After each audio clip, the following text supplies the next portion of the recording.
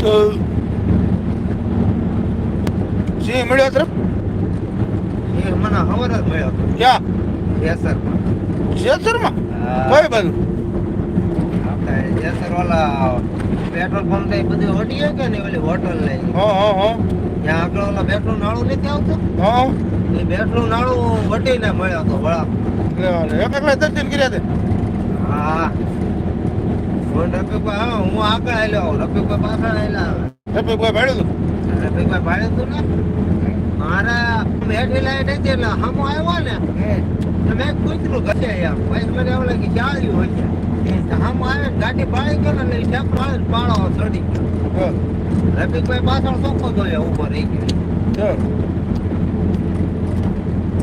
હું હતું કઈ ખ્યાલ છે